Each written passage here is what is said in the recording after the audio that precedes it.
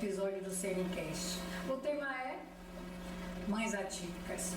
Estamos aqui com Susan e Tainá, onde vamos abordar os desafios e as alegrias da maternidade atípica. Como vai, meninas? Vamos. Tudo jóia, boa tarde. E ao meu lado está Sheila Barreto, a nossa jornalista que você já conhece. Pois é, todo mundo já está cansado da minha cara. Meninas, sejam muito bem-vindas para bater esse papo com a gente hoje aqui. Mas antes, Giz, eu preciso dar dois recados, aliás, dois agradecimentos muito importantes. Primeiro, a Andréa Lima, que fez esse presente aqui incrível pra gente. Olha que chique, já temos podcast Ação Bebê, e já temos presente chegando. Ai, isso é lindo. Andréa da Sublimarte, que fez esse presente incrível aqui pra gente. Olha que graça. Coadorzinho, uma caneca com a logo do nosso podcast. Olha que chique. Eu tô apaixonada. Gente, obrigada, Andréa. Sigam muito o perfil dela no Instagram, né? Sublimartes Oficial. E também não posso deixar de agradecer a Boticam, que são as lojas todas do Boticário aqui em Camaçari, que ofertou para as nossas mamães dois presentes incríveis. Eu queria entregar para vocês, meninas, Tainá e Susan, para vocês. Agora eu sou muito curiosa, então eu queria ver o que tem dentro. Obrigada, Vamos abrir e mostrar. Ó, presentaço! Aí, ó. Kit. O de Tainá é um kit do Li Sublime. E o de Susan é um kit do Olha chiquérrimo. Eu fiquei com inveja, vou confessar, mas meu dia vai chegar, não tá desse. Já joguei pro universo. Meninas, vamos guardar aí pra gente começar nosso bate-papo. Acho que vou deixar aqui um cantinho.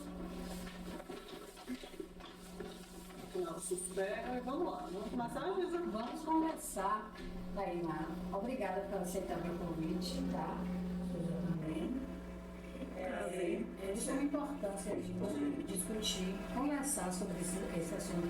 A atipia é um assunto que quase não se fala, né? Tá? Não se trata, não se vê essas mães que são mães atípicas, que têm uma labuta, uma vivência diferente, não que seja menos ou mais humanas, mas vocês têm um universo de demandas, de vivência, de amores, de frustrações, decepções, que eu imagino como seja. Então, Tainá, como foi a descoberta de Lorenzo? O Lorenzo tem 5 anos, né?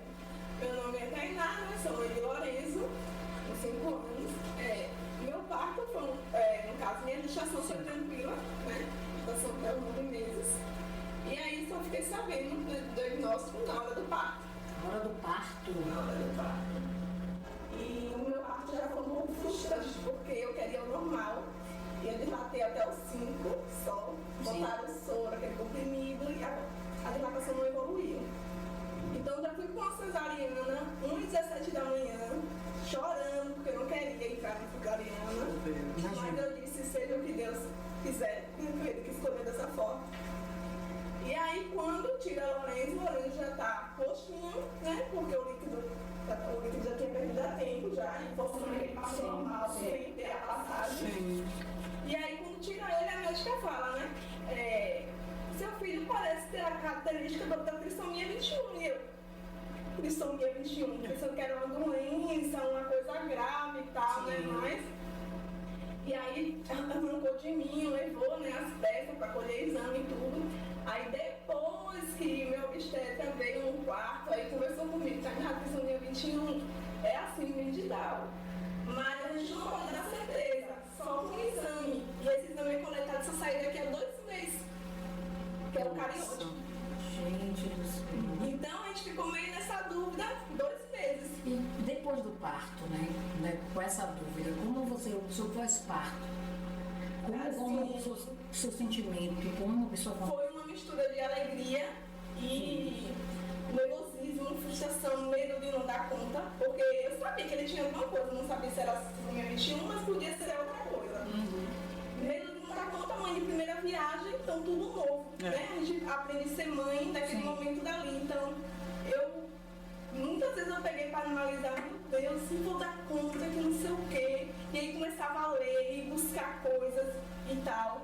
E quando a gente, no caso, não tem muito tempo para pensar, né? Porque tem que começar tudo muito rápido. Ele já saiu do hospital já com fisioterapia marcada já. Mesmo você ter o exame ter chegado. Então, assim, eu não estava preparada para uma coisa, você tem que ir pronto.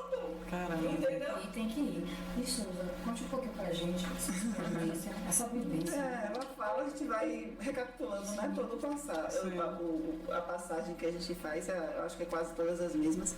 A expectativa de chegada era muito grande, a gente foi super desejado, né, assim, tanto por mim quanto por meu marido, então foi tudo muito planejado. Ele foi um filho muito planejado, muito bem-vindo, tanto para a família inteira.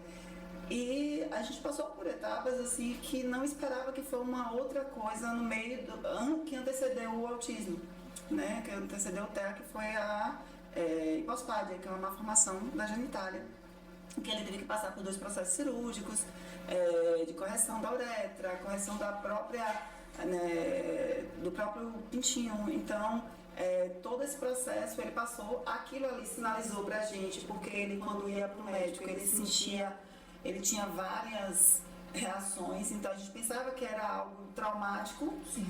E a médica, muito assim, ela era muito, como é que eu posso dizer, já com um tempo, né, de profissão muito grande, então vasto conhecimento, até hoje ela já se aposentou, por sinal, mas ela foi percebendo algumas coisas em relação ao comportamento dele. E eu, como já fazia um curso na área, eu fui fazer uma pós na área de autismo, né? Eu consegui visualizar algumas coisas, mas aí você tinha que...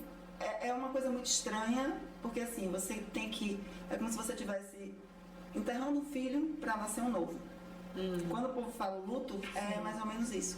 É quando aquele que você idealizou deixa de existir, ele morre, e aí nasce um novo que você vai ter que se preparar por etapas, porque nunca é igual. A cada tempo é um tempo, e você vai vendo dentro desse tempo que várias outras coisas vão chegando. O que eu digo que é bom e promissor, assim, que é bom pra gente atípicas, mães atípicas, é que quando você vê seu filho pegar um garfo, você faz uma festa. Quando você vê ele trocar uma roupa sozinho, é uma festa. Ir no banheiro, uma festa fazer número 2, é maravilhoso. Então, quando você vê seu filho falar, encher seu saco, aquilo que todo mundo diz, que saco da boca, entendeu? E que pra gente é maravilhoso, é uma festa, entendeu? Existe sim lutas em cima de batalhas, como o povo diz, né? Porque a gente trava a guerra todos os dias. Mas atípicas é como se tivesse uma guerra o tempo todo. Isso é dado, né, de científicos. Mas é algo que o prazer, o retorno é esse. É que você consegue ver o quanto as pessoas reclamam à toa. Com certeza. Vou fazer uma pergunta. Nas ultrassonografias, Lorenzo tem 5 anos, Bernardo tem 8. Então a tecnologia já estava avançada na área de ultrassom. E a ultrassonografia, aquela de 3 meses, aqueles exames que colhe tudo dentro da normalidade. Imagina, Sheila. O dela, de uma certa forma, morfológica, que é aquela coisa, né? 3D e tal, né? Tudo normal. Tudo normal, né? Agora, me diz uma coisa, na família de vocês, tá? Na família de vocês, pelo isso, vocês tinham alguma, assim, tem um irmão, tem um primo, tem um tio, tem um sobrinho, tem alguém que já tinha alguma essa questão genética, né, que vocês falam, a questão genética é muito comum, porque não se sabe dizer o que é real. Né, o porquê, né? Então, assim, sempre é levado para uma questão genética ou para uma questão ambiental. Né? Então, eu fiz, quando eu me casei, eu fiz vários exames genéticos. E posterior a Bernardo, entre o Bernardo e meu outro filho Bento, eu também fiz Esses justamente por questão de responsabilidade, porque eu queria saber, será que tem alguma questão genética aí? Então eu fiz vários, X frágil, exome, foi tantos que a gente faz e que a gente tem que pagar porque às vezes o plano Sim. não cobre, ou então você tem que lutar. Então quando é a sua vontade, você pode facilitar, você tem essa condição, você vai. Né? Às vezes não é nem a condição, mas você quer, então você busca uma forma de dar jeito. Sim. Então essa questão genética, você pode buscar lá atrás, que todos nós temos características, já é dado hoje, né? São dados científicos. Então assim, todos nós temos alguma característica. Aquelas crianças que eram dadas como estranhas ou como alguma outra coisa, né? E aí cresceu, aí um cara que é extremamente antissocial, uma mulher antissocial. Então assim, são pontos que se você juntar todos, ele pode trazer pra gente a questão do autismo, falando, né, por partes. E aí, só que nele foi feita aquela tríade que eles fazem, e o dele constatou realmente a questão social, falha. Sim. Né? A fala, falha. A questão motora, falha. Então, assim, ele não tinha, se eu pegar toda a parte que tem que ser avaliada numa criança dentro do crescimento e desenvolvimento dele, ele não vai atingir aqueles pontos. Então, realmente, a questão genética, ela fica muito lá atrás, mas que, de uma certa forma, influencia. Um avô, uma avó, um tio que tenha esquizofrenia, que tenha tendência à depressão, que seja fumante, que seja usuário ou ex-usuário, né, que tenha tido essa passagem. Então, se você vira e diz, acho que todo mundo tem um pouco de alguma coisa dessa na família, né? E aí você diz, onde é que está o histórico? Eu vou culpar quem teve? Então acaba sendo o quê? Genético. Você responde. Hoje tem o meu filho e tem uma sobrinha, que é filha do meu irmão, que eu descobri eu olhava pra ela com 2 meses, 3 meses, eu botava minha mãe, minha sobrinha, eu falava da minha sobrinha, quando eu não posso falar o nome, minha sobrinha tem autismo, minha filha, pelo amor de Deus, mas é bom porque ela precisa trabalhar, então aquela minha ansiedade e meu olhar era assim, tipo, eu tô num lugar, aquele menino é autista. É terrível, porque eu digo, aí meu esposo faz, rapaz, você tá rotulando, você tá dando diagnóstico pra todo mundo, mas não é, porque você consegue ter um olhar tão apurado, e porque eu estudei, eu não trabalho em loco, mas eu estudei, me especializei para trabalhar meu filho, para ajudar, até para saber quem é que vai fazer a terapia, se vai estar condizente, se vai estar certo ou não, se a gente vai caminhar naquilo ali, então isso é bem importante, tá? A questão genética é quando não se tem uma outra resposta. Que é até uma coisa, né, Suzana, que as pessoas falam, né, das mães, que tem isso das mães típicas, né, das mães de crianças que não têm aparentemente nada. Não tem nenhuma neurodivergência, não tem nenhuma deficiência, não tem nada. Porque a mãe tem dupla jornada, é profissional e é mãe. No caso de vocês vivem uma dupla jornada dentro da maternidade, não é isso, Tainá? Isso. Dentro da maternidade, né? E é bem desafiador, você tem que tentar dar conta de tudo, né? Eu falo, tentar, né? E às vezes, muitas vezes, é frustrante quando você diz, não consigo, porque você trabalha fora. Você tem que levar a criança de tarde para terapia, levar para o médico, você divide em várias coisas. E eu acabo assim, por mais que o pai, né, esteja presente, se o pai ajude, mas a mãe fica para tudo. A sobrecarga, né? Fica mais para a mãe. Com certeza. Esforço, né? Hoje as empresas, vocês têm esse suporte nas empresas que vocês trabalham, né, de redução de carga horária, ou final de semana, vocês fazerem algum tipo de trabalho extra para poder atender essa necessidade das crianças? No meu caso, eu trabalho em instituição privada, então eu tenho a empatia. Não lei nenhuma que me assegure a isso. Eu tenho a empatia do chefe, eu tenho empatia do colega, eu tenho empatia Então, assim, eu tento como a Tainá falou, a gente se desdobra, a gente cobra muito da gente, a gente nunca vai ser suficiente, a gente nunca tá... E essa questão do trabalho deixa você extremamente aquém, porque você às vezes quer crescer e você não pode. Porque você tem que demandar um horário para aquilo, e aí você precisa crescer porque você precisa pagar uma outra coisa que tem a necessidade.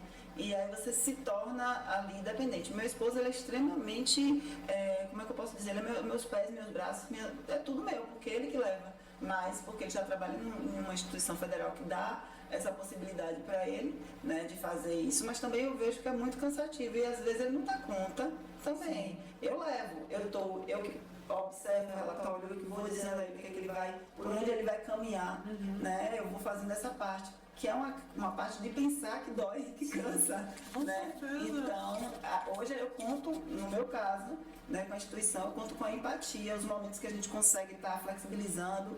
E aí, né, mas infelizmente as instituições ainda não estão abertas para isso. Eles não têm esse olhar. Não tem esse olhar. Para você, Tainá? Eu também sou da área privada, né? Conto com a empatia, como ela também, né? E eu também trabalho só um turno. Então, no turno da tarde, eu me dedico, né, a Lourenço. Sim. Eu que levo para terapia, para médico, né? Minha esposa também, quando tem médico e tal, tá ali presente, quando tá falando, também participa muito, né? Me ajuda muito, né? É um pai presente, graças a Deus. Graças a Deus. Assim, mas é desafiador, porque assim, a gente tem que, quando a gente entra na empresa, a gente tem que esquecer tudo, que aqueles, né, conheceram em tudo, e a gente tem que focar naquilo. E depois, no turno oposto, a gente tem que voltar de novo. E volta a ser só mãe. E a educação, né, treinar a questão da alfabetização das crianças, nessa convivência social na escola. Como é que vocês lidam com isso? Como é que, né, o coleguinha, a coordenação, a professora que tem uma turma de 10, 15 alunos, crianças, e precisa dar uma atenção por questão do aprendizado. Como é que vocês lidam com a questão da educação? Lourenço é muito acolhido, graças a Deus, a turma é uma festa. Sempre os meninos, é como a professora disse, eles não deixam nem ele respirar direito. Quer ajudar todo mundo. Não, para Lourenço precisa da minha ajuda. Então, graças a Deus, é o terceiro ano dele na escola. E essa é uma turma muito acolhedora. Parece que os meninos sentem assim, que ele precisa, que todo mundo, às vezes, ele se aproveita, quer dizer, porque o colega está ali para ajudar e ele diz, não, o meu colega está para ajudar, eu vou. Aí, toda a foto que tem que estar chamando atenção disso, né? Porque ele se aproveita. E também, no caso, essa questão da hora tem 5 anos, né? E está no grupo 4, né? Eu não quis avançar ele devido à idade. Eu disse, não, vou botar ele fique numa turma, né? Que ele consiga acompanhar as atividades, né? Com certeza. E ainda tem que ser atividade adaptada, né? Sim, graças a Deus a professora tem muito esse olhar. Agora também está com a T, né? Conseguiu uma T. Então, assim, dá um suporte a mais, né? A professora e auxiliar, porque assim, uma professora auxiliar para dar conta de tudo, precisa dar aquela criança que precisa mais de atenção, mas outra também precisa. Também precisa, mas com se não tenha, certeza. né? Nada precisa dar atenção, né? Redobrada. Enquanto ela para ali para ajudar a Lourenço, tem outras crianças fazendo outras coisas, né? Então, com a T na sala de aula, acho que se todas as crianças pudessem ter uma T, seria assim fundamental. Gente, ela vai esclarecer o que Até uma atendente terapêutica que não está lá para ensinar. Tá, que tá lá para dar comportamental. Você que contratou, no caso, particular. Infelizmente as escolas se tornam oneroso, né? Sim. Porque ou é particular ou o plano, às vezes é obrigado a dar. Mas assim, a gente está numa revelia assim, terrível com o plano de saúde, eu não sei se acontece isso. Porque a AT na escola do meu filho foi quem levou, fui eu, a primeira vez. Eles nunca tinham tido ATs lá. Sim.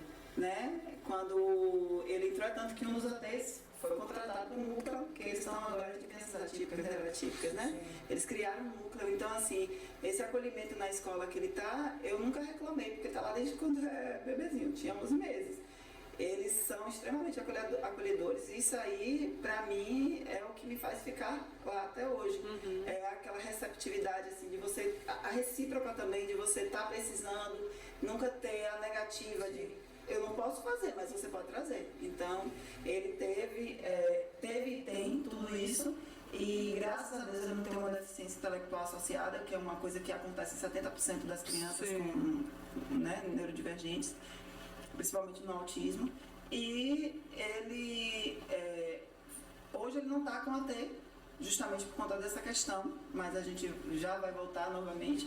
Mas assim, ele é acompanhado, ele está na sala, a gente vê que ele consegue acompanhar, porém existe a trava. Essa inclusão social, como é que existe essa inclusão social na escola, em casa, na rua que ele mora, no condomínio, aonde chega? Como é essa vivência no social, quando vai levar no hospital? Aqui? Na escola não tem o que falar, graças a Deus, Lourenço, assim, desde o primeiro dia de aula, foi um menino assim, bem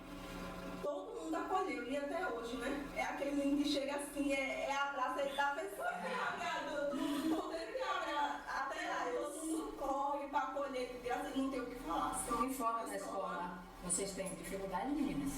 Às vezes, né, tipo, anda na rua, uma vez mesmo eu fui levar ele pra terapia, né? E aí tinha uma escada na clínica e ele deixou ele subir, você sabe subir, a escada e tava atrás dele, né? E teve uma senhora que chegou, aí falou assim, que absurdo, a senhora tá doida, deixa esse menino subir essa escada sozinho. Esse menino caiu, a senhora queria que pegar ele no braço.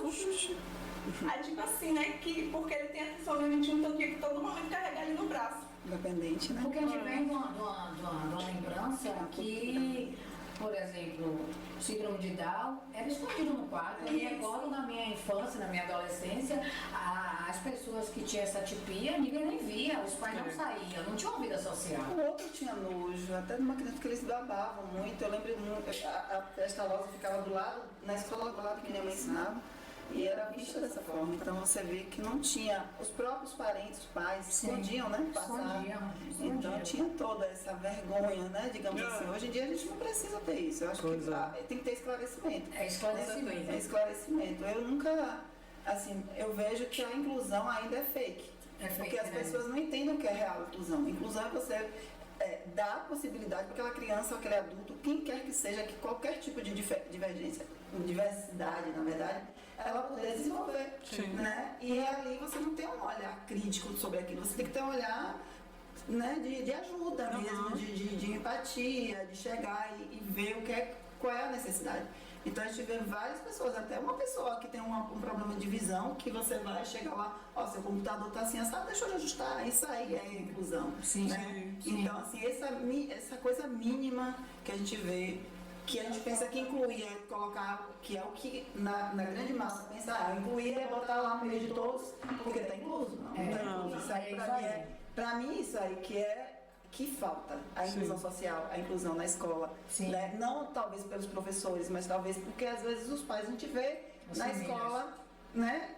Tem famílias que você vê que até uma fala, você já tira uma conclusão, e isso aí dói, isso aí é real, isso aí acontece. A gente não pode culpabilizar a escola, mas a gente tem que estar esperando que a escola, de uma certa forma, né, faça um papel de comunicação. Porque se eles não têm outra comunicação, então a gente ali naquele meio é necessário ter essa comunicação, porque as crianças não são criadas pela escola, são criadas pelos pais. Entendeu? Então a educação vem dos pais. As campanhas, né, poderiam se construir campanhas internas, não dia no mês do TDAH, não o dia de alguma tipia, respeito em mas geral, no dia a dia poderia ter um debate, ter uma conversa, campanhas, reuniões com os pais, até porque a necessidade da inclusão da família, isso vai refletir na criança, no estudante. E o interesse, porque você, na verdade, você precisa se ater sobre os assuntos. Não é só a questão de autismo, não é a questão do Down. É a questão de você entender que você tem que respeitar o outro de qualquer forma. Exato. Entendeu? E, infelizmente, a gente está criando uma geração que não está tendo isso. Entendeu? Não está tendo esse olhar. Tanto que você vê que nas escolas o bullying aumentou extremamente. Né? A gente está tendo um grau assim, de bullying que, por besteira, por coisas mínimas, você está vendo uma criança de 5 anos batendo e jogando coisa no outro, querendo espancar, como aconteceu há pouco tempo. Então é estarrecedor, você não consegue ter mais essa paz. Com certeza. Hoje precisa sinalizar com crachá, para chegou ao extremo. Precisa sinalizar que aquela criança para ser identificada, até por conta da violência que hoje você vê, da reação da segurança pública em algumas situações, onde agride porque ele não entende, na abordagem, principalmente, né? Um jovem, um adolescente atípico, se tiver uma abordagem ele não entender aquela reação, se o polícia não tiver, até morre. Ele não sabe o que parar. Porque ele é o que está acontecendo? Eu não sei o que está acontecendo. Então daqui que ele entenda que aquele jovem, porque a criança cresce, né? A criança vira adulto. Então você vai só dar um diagnóstico de maluco, de doido? Isso aí não existe, gente. Então, e até porque é diferente do Down, que o Down tem aquelas características físicas. O autismo não tem. Você olha para uma pessoa que tem autismo, é uma pessoa uma pessoa comum, como eu, como Giza, como todas nós. E hoje a quantidade de autistas diagnosticados adultos está cada vez maior. Isso. Ou seja, muitos são até descobertos quando descobrem o filho. Sim. Sim. Entendeu? Então ele viveu uma vida toda ali. Sem saber que tinha. Às vezes se sentindo mal, tendo problemas diversos psicológicos. E só veio descobrir porque ele tem aquilo tudo internamente por conta do autismo do filho. Isso. Né? Então, hoje a gente tem essa possibilidade de autismo na terceira idade. Sim. Né? Quantos idosos a gente vê também na terceira idade? Próximo à minha família teve um caso desse. Né? Então a gente só vem ver coisas assim quando outros. E aquela frase que a gente diz, de perto ninguém é normal. Então hoje de perto ninguém é normal. Né? Por conta dessas descobertas. Exato. Uma pessoa me disse, eu fui fazer uma entrevista, um teste, o resultado descobri que eu tenho TDAH. Ela não sabia. Tem que tratar o autismo uma mulher de quase 40 anos. Sim. Então, no teste, né? Porque você faz os testes psicométricos, sim, você vai avaliando, né? Eu mesmo me avaliei por conta de Bernardo. Aí o meu DA, que é o déficit de atenção, já deu um índice, não chegou no índice que tinha para definir o teste, mas deu um índice muito alto. Porque tem coisas que eu fico ali no meu mundo. Agora, meninas, e o autocuidado? Como é que vocês cuidam de vocês? Como é que vocês se cuidam nesse universo, nesse turbilhão de dia a dia? Como é que vocês se cuidam? Mas é difícil, né? A gente tem que estar se pronunciando todo momento. Eu sou mulher, antes de ser mãe, a gente tem que às vezes assim, mas é difícil pensar nisso. Né? Se colocar primeiro, antes da mãe, vem a mulher. A gente tem que ter esse olhar de se cuidar um pouco e tudo, mas devido à correria, trabalho, é fisioterapia. Aí a menina doença, aí é médico, é tudo. Então a gente acaba, eu falo, por mesmo, a gente acaba até deixando, assim, deixar um pouco, né, nesse autocuidado. A gente tem que estar se pronunciando direto. Peraí, deixa eu cuidar. Entendeu? Eu dou graças a Deus a não ser vaidosa. Então, eu não sou vaidosa, não sou nada muito a essas questões, mas tem horas que você para e diz, meu Deus, eu tô um traste. Eu não me pagava. Vocês fazem terapia? Você faz terapia? É necessário, não tem como, não existe. Você vê como assim, é uma sobrecarga muito grande, então se você não faz... A gente fazendo já tem o cansaço mental, físico e tudo mais. Imagine se você não faz. Então tem que fazer. Eu faço desde antes de Bernardo, então eu mantive. E no casamento, vocês têm um dia de vocês, até por conta de oxigenar o casamento? É difícil. É difícil porque quando você chega aqui, você precisa você não vai terceirizar as responsabilidades. Sim. Às vezes você até terceiriza porque você tem alguém ali para lhe dar suporte. Eu não tenho mãe perto, mas me dá suporte quando eu necessito, né? Eu tinha minha sogra que me dava, mas também acabou pouco tempo que faleceu. Então, todo mundo que me dá suporte é meu irmão, minha tia, mas que a gente acaba dizendo de quem é a responsabilidade? É minha. Eu vou deixar de estar aqui com eles para poder ir ali, sair, tomar... Não, eu vou fazer o quê? Eu vou sair com eles. Então, infelizmente, tudo é em torno deles. Tudo é em torno da programação com eles. Então, não vamos sair desse lugar não, porque não dá para levar a vamos sair falando que dá. E a gente acaba, e isso vai passando, né? Vai passando os anos, né? A gente não se olha, a gente também precisa, né? A gente tem um certeza, né? Sou o casal, né? Mas devido à correria do dia a dia, isso aí vai se deixando, vamos deixar pra depois. Todo dia a gente marca, aí aquele dia não dá certo, né? E aí vai. E você não desvincula não, viu? Tipo, se você consegue ir fazer alguma coisa, eu mesmo fiz uma viagem com meu esposo sozinho, a gente foi para um show em São Paulo. No show, meu Deus, o que a gente tá fazendo aqui? Entendeu? Tipo, a gente curtindo o que a gente gostava, mas pensando no que estava acontecendo. Porque todo mundo se sente culpada. É uma culpa. Essa culpa não sai da nossa mente. Então, a gente tá falhando. Se o menino evolui, do jeito que a gente, né? A gente vai pedir pra evoluir. Não, bora ver. A gente tá errando aí como mãe e tal. Sempre a gente fica se cobrando demais, né? Imagino. Eu acho que a mãe já se cobra demais. E a mãe é típica mais ainda. Com certeza. Nesses 5 anos, Tainá, e depois Susan vai me falar nos 8 anos de vida de Bernardo. Mas esses 5 anos de vida de Lorenzo, tem alguma coisa, algum fato que aconteceu que marcou você como mãe? Algum fato assim? Ou bom ou ruim? você que vai dizer, mas alguma coisa assim que você diz, nossa, esse aqui eu vou me lembrar pro resto da vida que aconteceu. Tem alguma coisa que você se lembra agora? Assim, né? A evolução Sim. dele, né? A evolução dele, cada dia que passa, como falou, né? A gente vibra por tudo, a gente comemora por tudo, né? Se o menino começa a comer só, a gente comemora. Se começa a mastigar, eles têm uma dificuldade de mastigar, a gente comemora. Tudo é comemorado. Se entra na parte do desfraude, a gente comemora. Né? É engraçado. E às vezes até se a gente estiver assim, no público que eu falo, e passou uma pessoa assim, essa mãe é doida. Besteira, mas não é besteira, gente. Pra gente assim, é grande. É uma conquista, né? Conquista muito grande. E pra você, No meu caso, assim, a parte ruim é que eu vejo, às vezes, ele em muito sofrimento, porque como ele tem o TEA, né, nível 1, ele tem consciência de tudo que acontece. Né? Às vezes é suprimido algumas reações e ele não consegue lidar com isso, nem lhe dizer o que é que ele está sentindo. Aí, então, você tem que ter um olhar mais apurado ainda para aquilo que está dentro, né?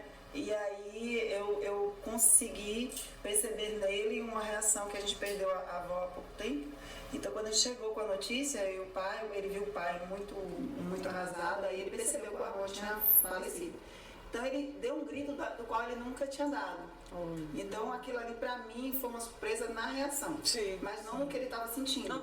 Já para meu esposo foi uma surpresa no modo geral, porque ele não imaginava o que estava sentindo, que é o que uma grande maioria das pessoas pensam. O autista não tem sentimento, e tem muito. Né? Então, ele gritou. E era 1h da manhã, e ele fez assim: vocês não querem que eu grite por causa de uma pessoa que eu amava e eu perdi? Então, assim, foi de dentro pra fora, né? E aquilo ali meio que me marcou, assim, de uma forma muito expressiva. Ou seja, eu tenho que ter um olhar muito maior ainda. Ele tá sentindo, né? Eu não tô errada, ele tá sentindo, né? Susan, você é mãe típica e atípica, né? Você tem Bento e Bernardo. E essa vivência, por exemplo, de você criar, educar, socializar o Bento e Bernardo, como é que você separa, como é que você vive, como é que Bento reage nessa situação, com essa vivência toda? Inicialmente, Bento ele era muito seguidor do irmão, né? Seguia muito tudo que o irmão fazia, ele seguia. Hoje ele já está com 3 anos, então está começando a ter a liberdade e o conhecimento nas coisas, então ele não precisa tanto estar dependendo do irmão para tudo, né? Para mostrar as coisas para ele. Então a gente começou a perceber comportamentos também dele querer se distanciar um pouco, ter o tempo dele, ter o lugar dele, né?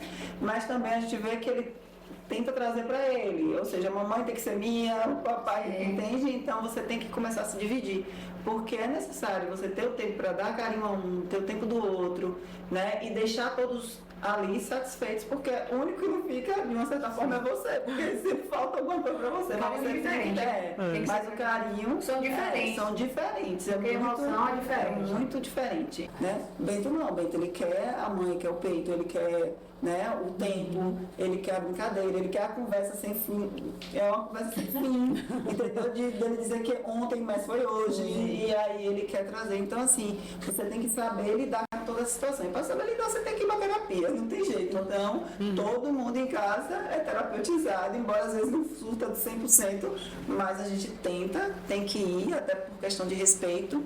Ele tem que saber respeitar o espaço do irmão, o irmão também tem que saber respeitar o espaço dele, e ele tem que saber entender o porquê acontecem essas coisas com o irmão, que às vezes não é culpa do irmão, porque tem muito isso. Às vezes ele quer agir com o irmão como eu e o pai agem, e ele tem que entender que aquele não é o momento dele, o problema não é dele, né? Porque às vezes a carga pode ficar muito pesada para ele, e ele achar que a responsabilidade que é minha e do pai se torna dele também. Então ele tem que entender que não é isso. Ele está ali para colaborar, beleza, ele é participante da família, então ele colabora.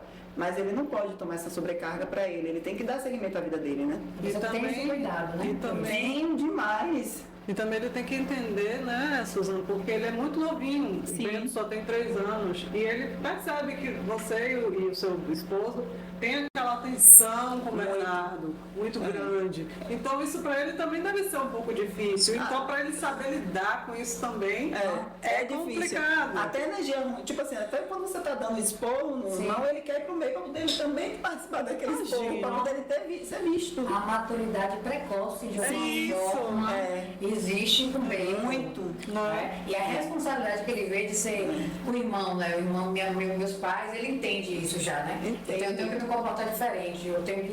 Ele não sendo até uma criança que deveria ser em determinada situação, porque ele já está com a preocupação que lá na frente que não é dele. Ele já está vivendo isso. Se tem a negativa do irmão, não vai tomar banho, Bernardo vai tomar banho. Bernardo vai tomar banho. Bernardo vai tomar. Bernardo vai tomar. Aí quando ele vê que já está no quarto Bernardo, aí vai! Agora, toma banho! Então, tipo, ele quer. Mamãe já tá. Mãe, você tá nervosa? Ele já entende. Mãe tá nervosa e aí ele vai saber que vai sobrar pra ele. E aí nunca ele vai atrasar o banho dele, porque ele já sabe. Ele vai primeiro. Então, assim, é a maturidade precoce de uma fase da infância por conta do irmão. Ele acaba agindo como se fosse o irmão mais velho. E o próprio Bernardo diz, você não é meu irmão mais velho, você manda em mim. Eu que mando em você, ninguém manda em mim. Ele fica ousado, grandão. Faz terapia para poder tentar. Pra tudo, né? Porque haja problemas que a gente enfrenta na vida aí e se a gente estiver preparado, não tem pra onde correr. Ainda por enquanto só tem Lorenzo, mas pretende ter outro ou ainda não? Eu penso muito nisso, né? Nessa questão de ter outro. Mas como é que vai ser? Como é que eu vou me dividir? Como é que eu vou dar conta, né? E eu percebo que se a gente, eu conversando com outras mães, se a gente parar pra pensar, a gente nunca vai ter. Porque a gente sempre vai botar, não é uma desculpa, mas assim, a gente sempre vai dizer, não vamos ter por causa disso. Não vamos ter porque, no caso, a condição que a gente consegue dar para Lorenzo com outra, a gente vai ter que dividir. E tem muitas coisas, né? E na educação mesmo também, né? A gente, nossa vida já é corrida. Querendo ou não, a gente vai... O outro já vai nascer nesse embalo, né? Ou a outra, no caso, se ter. Porque vai nascer no embalo de que tem dessa questão de toda semana, a semana toda terapia. Então, não vai ter que ir junto. Entendeu? Se a gente não tem ninguém para deixar, e aí, como você falou, acaba sobrecarregando e também esse amadurecimento, né? Eu já escutei de outras mães precoce. E acaba, a outra criança mais nova, né, acaba tendo. E eu vi desse fato. E você tem aquele receio você tem a segunda experiência, que é uma criança típica, tá? E você tem esse receio de ter outra gestação e acontecer, você tem esse grilo com você de ser atípico? Eu não vou mentir, eu já tive. Hoje em dia não tenho mais. Eu costumo dizer assim, deixa na mão de Deus, Deus prepara tudo, né? Até porque assim, a gestação do Lorenzo foi tranquila, eu não sabia de nada, nasceu, foi surpresa. E eu acredito que se a gente, mãe, botar isso na cabeça, até se a gente, tipo, não planejar a gravidez, tá grávida, vai ser um 9 meses que vai demorar a passar, porque vai ter essas dúvidas na cabeça. Meu Deus, será que vai ter a mesma coisa? Será que eu tive? Será que eu preciso me dar? Então, né, eu tento tirar, né, isso da minha cabeça, influenciando sempre, né, então tirar isso para não focar nisso, porque se a gente focar nisso, é que não vem ideia da gente querer ter outro filho. E vocês fizeram os exames genéticos, né? Então nem você... Isso, não. A gente fez o cariótipo, né, e a trissomia de Lorenzo é livre, né, porque tem 3 tipos de trissomia. Gente, trissomia livre, fala aí, filha. Tem a livre, a trissomia nucal e a mosaico. A mosaico, ela é tipo, herdada da família. A grande da família tem. Então, quando no cariótipo do exame dá, você já sabe, não, veio da grande da família, herdou a grande da família. E a trissomia livre é livre. Veio porque tinha que vir. Entendeu? Então, ainda tem isso, né? Então, no começo eu dizia, não, eu tenho medo, porque a trissomia de Lorenzo é livre. Mas, assim, agora eu tenho.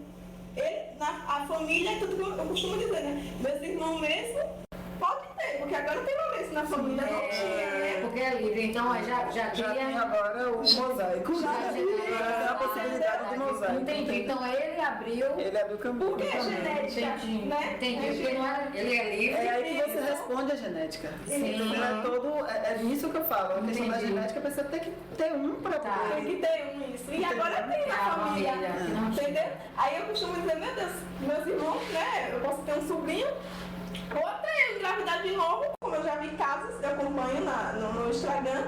Teve mãe que fez todo tipo de exame, aquele que tira o líquido, a menina não ia dar. Deu 100% que ela tivesse outro filho. A menina veio com a trissomia do 21. E aí pensa pra essa mãe encarar tudo de novo. É isso. Depois de 8 anos, o menino já tinha 8 anos. E aí encarar tudo isso de novo. Gente, é um Uma recomeço, experiência no né? começo. Eu tive na pandemia, viu? Ai, meu Deus.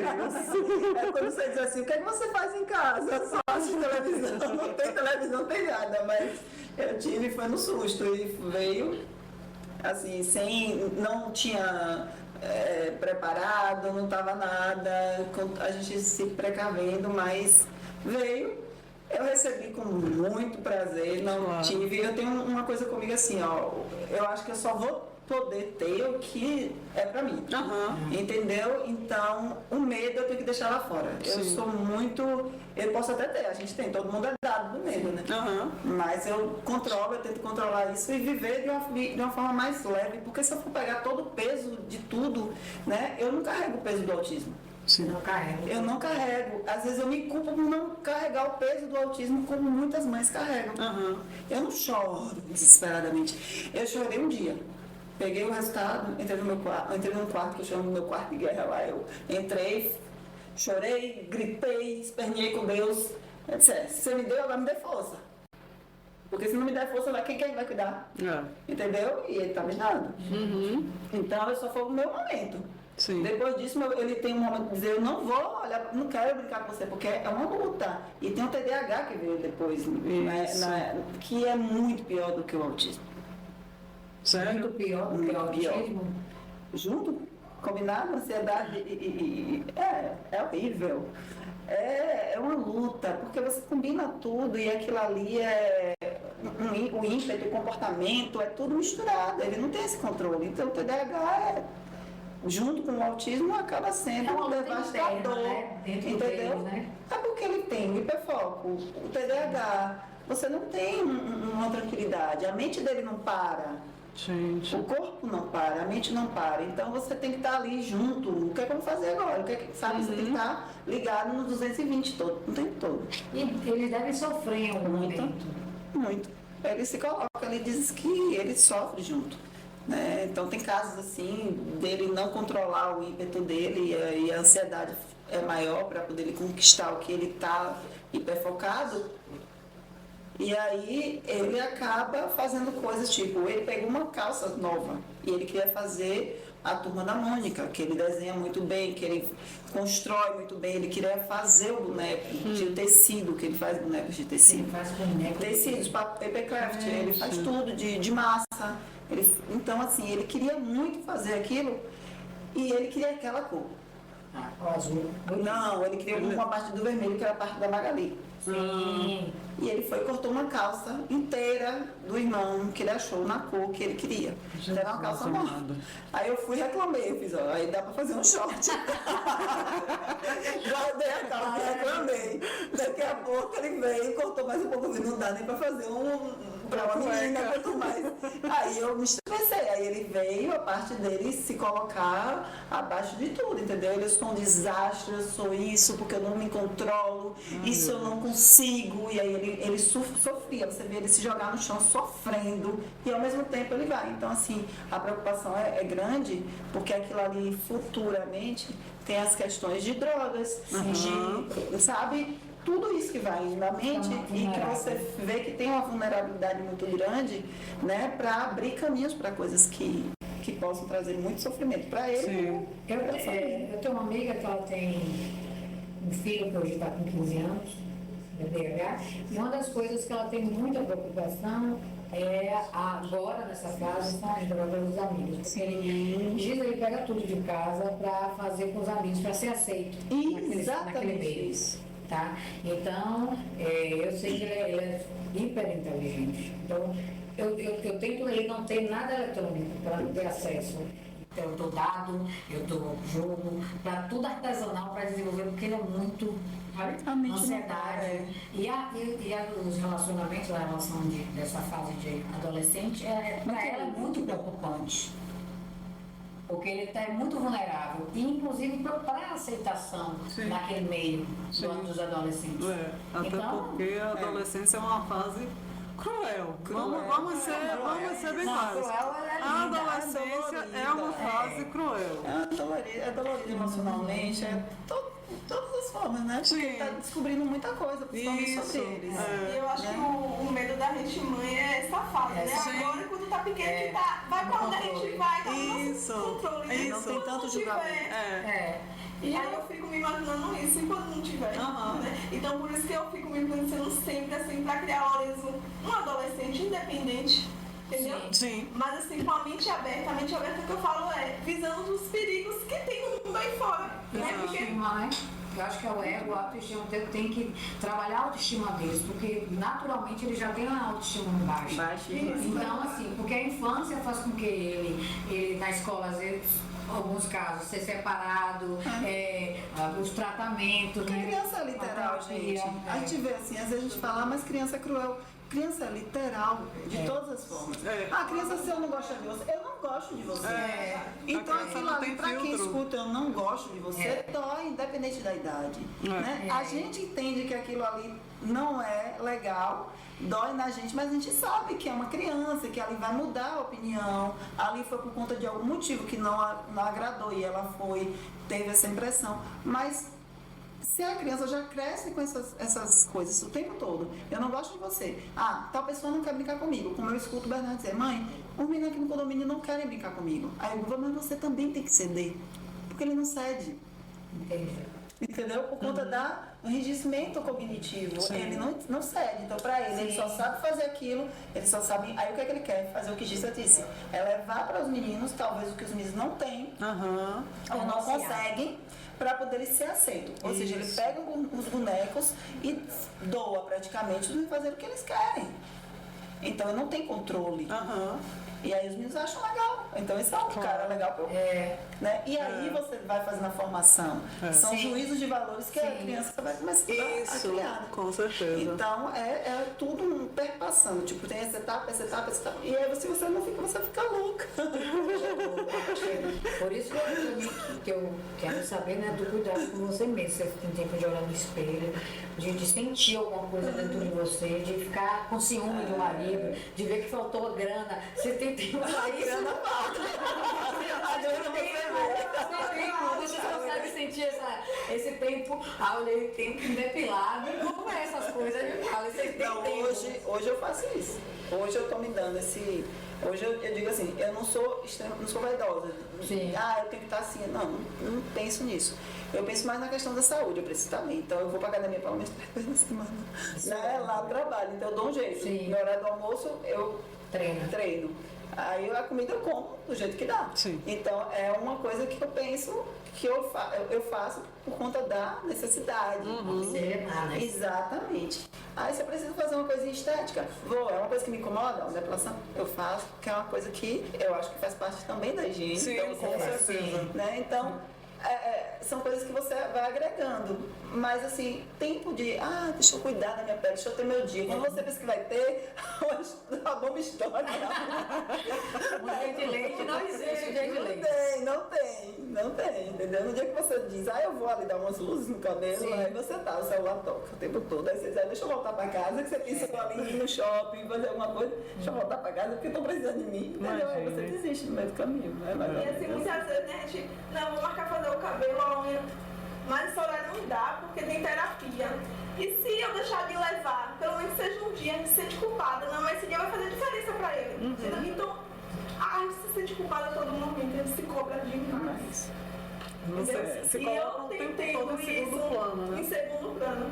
Tipo, só tem horário, aquele horário, mas aquele horário tem terapia. Menina.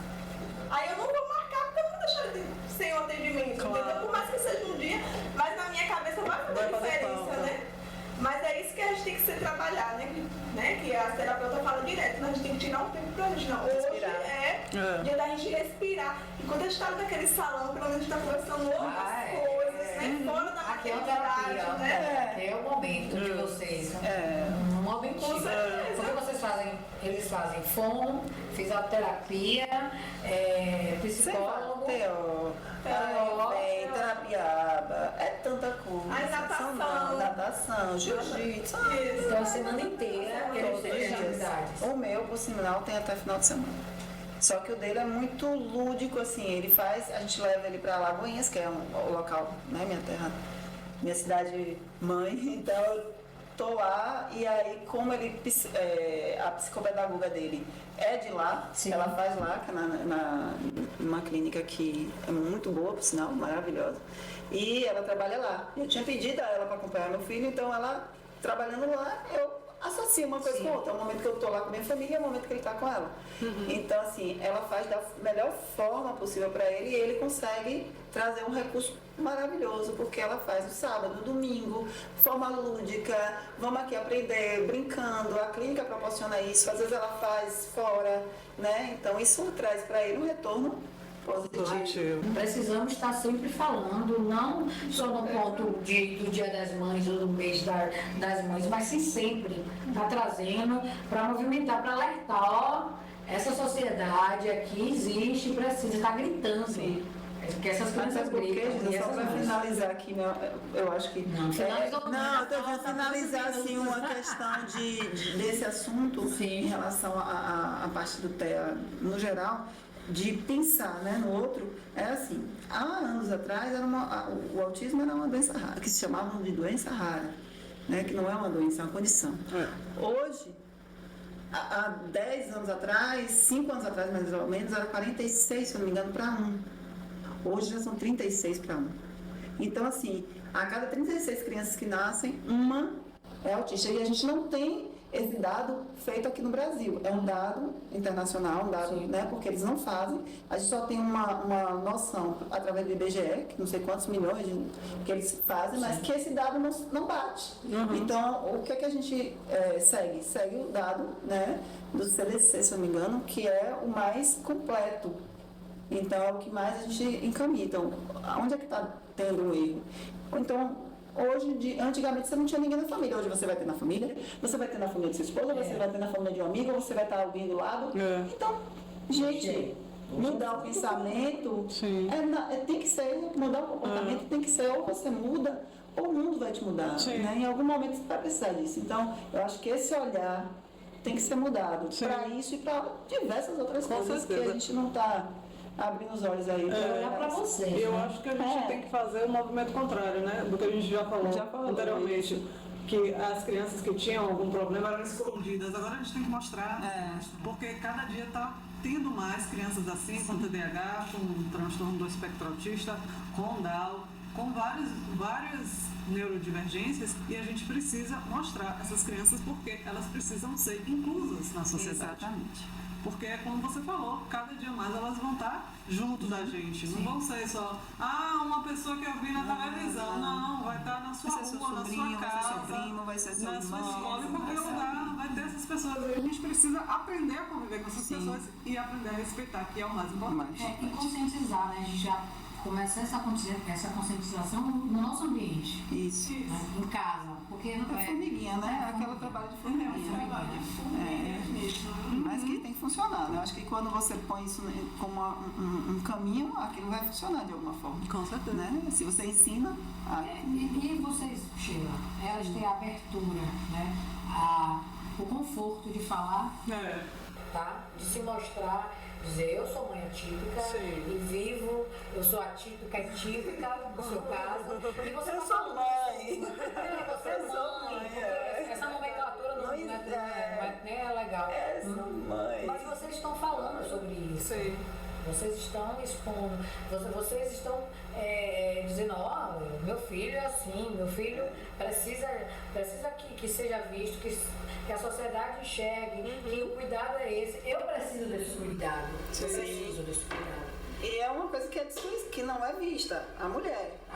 Porque quem faz o caminho, quem constrói, quem ergue, também precisa de ajuda, né? Você está ali construindo, você está correndo, você luta. É uma luta diária, é uma luta com o plano, é uma luta com a escola, é uma luta com...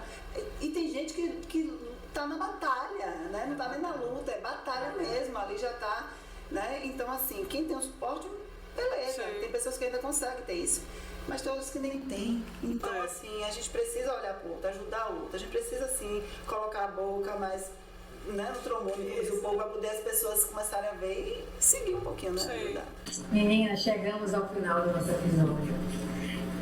Por mim, nós ficamos aqui a noite inteira falando desse assunto maravilhoso que precisamos nos conscientizar e saber o mundo dessas mães, principalmente dessas crianças, a vivência. Então, assim, foi muito bom falar com vocês e esclarecer e trocar e ouvir vocês, sentir vocês, porque eu senti muito vocês. Me vi, tá? Como mulher, como mãe e também me policiar.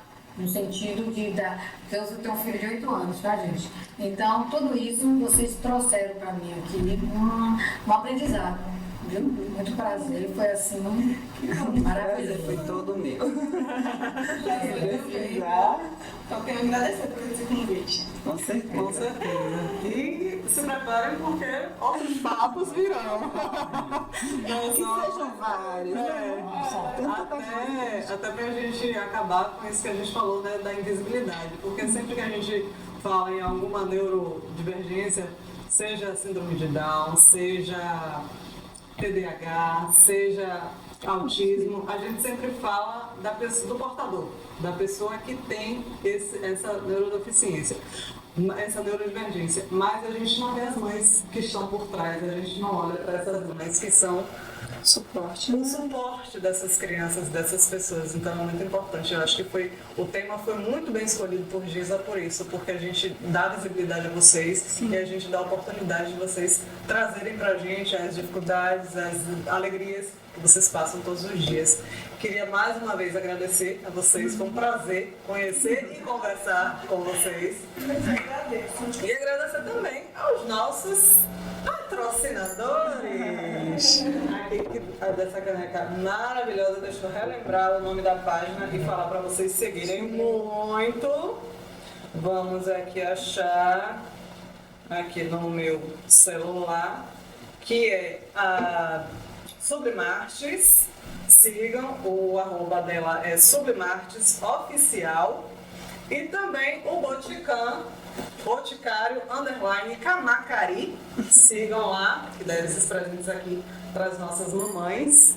E além de seguir os nossos patrocinadores, nos sigam também, por favor, no Instagram, @Camacari Notícias, YouTube para ver o conteúdo completo, Spotify, a gente tá em tudo que é canto. A gente tá no Facebook, a gente tá no site, a gente tem jornal impresso, a gente tá em tudo. TikTok, tudo. A gente tem notícia, tem Camacari Notícias. Já estamos em tudo. Já combinamos a nossa